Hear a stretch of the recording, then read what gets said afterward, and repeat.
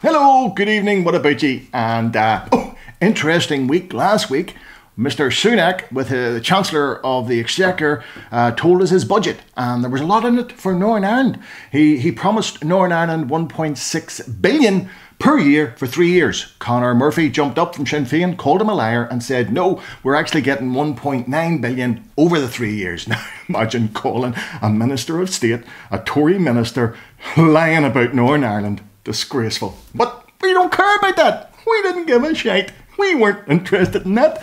We were all waiting for the price of alcohol. How much was the bevy going to be? And Mr. Sunak started off good. He told us the price of Prosecco, down in price. He told us even expensive Prosecco, down in price. He even went so far as to lower the price of champagne. Oh, what could be wrong with that?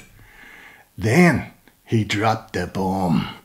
Then he told us that our Bucky, our beloved wee Bucky, was going up in price. 81p a bottle. 81p a bottle for Bucky. There were lamentations in Lurgan. There were lynchings in Larne. There were protestations in Portadown. And in Ballymena, a man is believed to have taken money out of his bank account. How could you do this to us, Mr. Sunak? Do you not know that here in Northern Ireland, Bucky is not just a beverage? It is a holy beverage. This is a blessed beverage. This is made with holy hands of holy Benedictine monks in Buckfast Abbey over in England since the 1880s. It is the working class man's champagne. Oh, 81p. Do you know what this means? Men were going to have to be reduced to baby Bucky. What man could survive on baby Bucky? Now, I know there's some bad reports about Bucky. I know there's some side effects, some of them hallucinogenic. But what man here has not walked home of a night with a purple tongue, talking and having the crack with people who aren't there? We love our Bucky. And then there was hope. Suddenly we heard that because of the Northern Ireland Protocol, the Brits can't put the price of our Bucky up. Yo! There was laughter in Lurgan. There was ligging about in Larne. And in Ballymena, a man was heard to buy a drink. Oh, it couldn't go wrong. And then we realised, hang on. The only way we can keep our Bucky is to accept the Northern Ireland Protocol. Some people said this was a Tory trick, that this was planned. Well, let me tell you, Mr. Sunak, let me tell you one thing. If you think that the Northern Irish man can be bought for a bottle of Bucky, you are sure of one thing.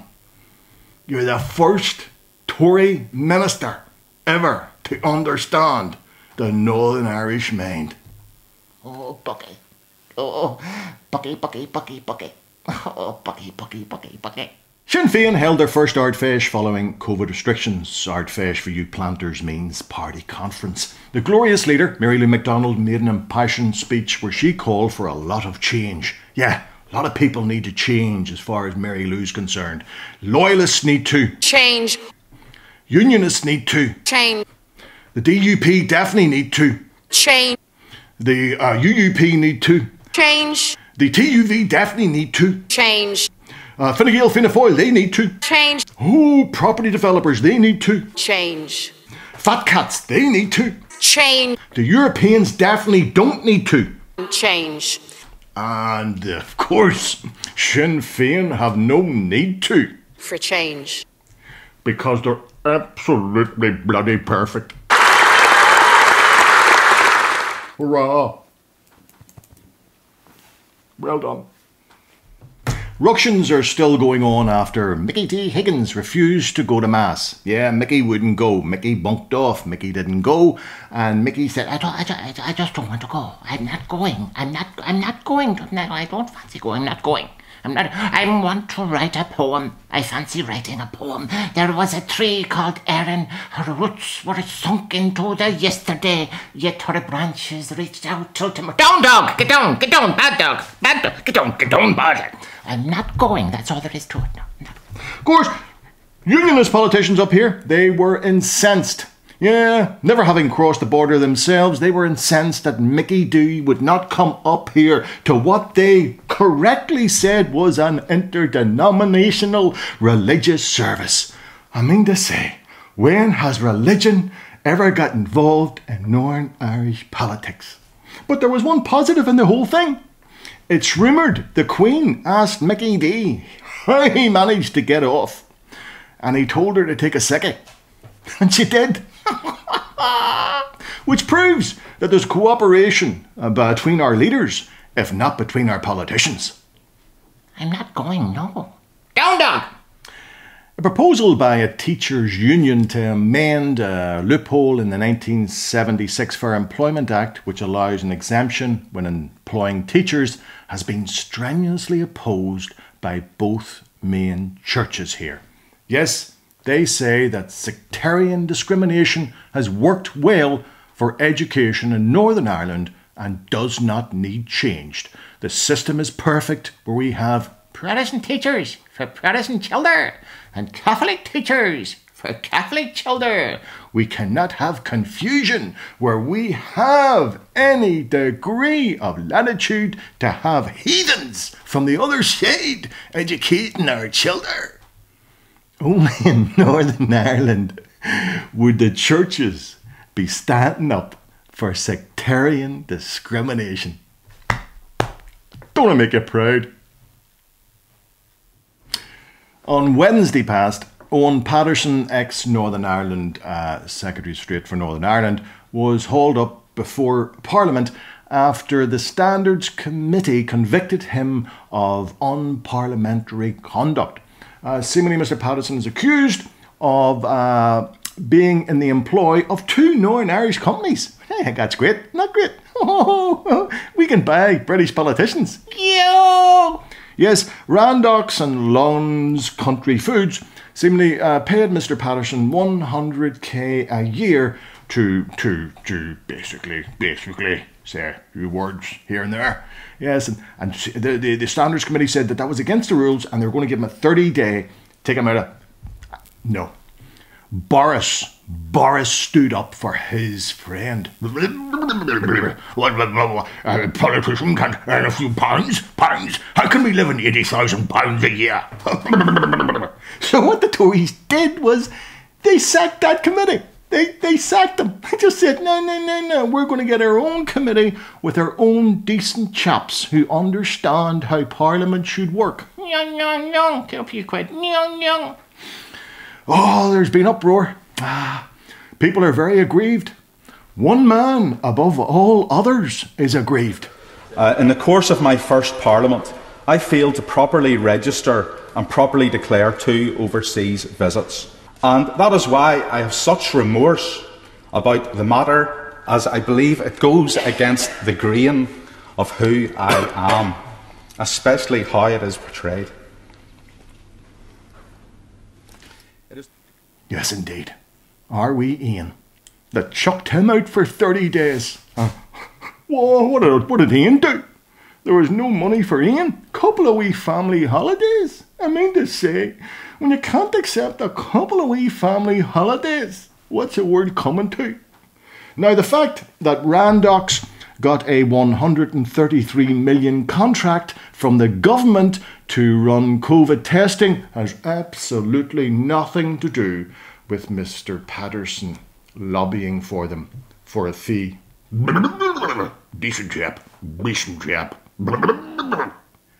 I'm thrilled to announce that I now have a rural correspondent who will be reporting from the hills and valleys of County Tyrone. I pass you over to my good friend, Mr. Two-Stroke, Terry McHugh. Thank you very much, Jake. Yes, a bus was burnt in the Strangford constituency this week. Apparently 2 men boarded the bus, said something, something, something, protocol, Brexit, Brexit, no Irish seaboarder, something, something, we're angry loyalists, and set the bus on fire. Now, unconfirmed reports said that the same 2 men were seen about 15-20 minutes later further up the road, sitting in a bus stop, looking at their watches, bitching that the bus hadn't showed up. But they apparently are from a new force. Yes, there's a new force in town, as if Northern Ireland didn't have enough forces. We now have the Protestant Action Force! Yes, members of the Protestant Action Force claimed responsibility for this. They said it was because the DUP had given a deadline for the protocol to be scrapped and all that kind of stuff. They basically went, if they won't trigger Article 16, we will trigger the number 7A to Bowtown. But I was got to thinking about this, like, how did they come up with that name, the Protestant Action Force? And I've just got an image in my head, right? And you've got 3 loyalists sitting around in a big dark room, like, right guys, we need a name for our new force. What I want you to do is I want you to shout out names of toys you played with when you were younger. He-Man? No. Star Wars? No. My Little Pony? Yes, that's right folks, they were one suggestion away from it being called the Protestant My Little Ponies. So yes, just don't forget, if you're being kept awake at night by the protocol, if you can, no one else can help, and if you can find them, you could call the Protestant Action Force! Back to you, Jake. Thank you, Terry. And that's all for this week. Here, what? He's got a backdrop. He's got a backdrop. He's got sound effects. He's in Tyrone. No, don't make excuses to me, Billy. Don't make excuses to me, Billy. He's in Tyrone and he's got a backdrop and sound effects. And what have I got? A wee tree? I've got a wee midget tree. That's all I've got. What's going on here, Billy? I told you I wanted the slick, smooth. I want a backdrop, Billy. I want a backdrop. Do you understand? Billy, now, you, Sean, as well. Sean, on the sound. You two, I took you in here because you said you'd make this smooth. Slick, smooth. You promised me, Billy. Now, Billy, do you want to go back to UTV colouring in Paul Clark's eyebrows? Because that's where I got you, Sean. I got you. Sean, by the way, do you want to go back to doing the Fela rave night? The Fela rave night, do you? You don't. Your grant runs out in about 2 months. You two get together. Get this sorted out. And you just go back. I don't need this grant money. I don't need that desperate. Sharpen yourselves up. He's got a backdrop. He's got his own backdrop.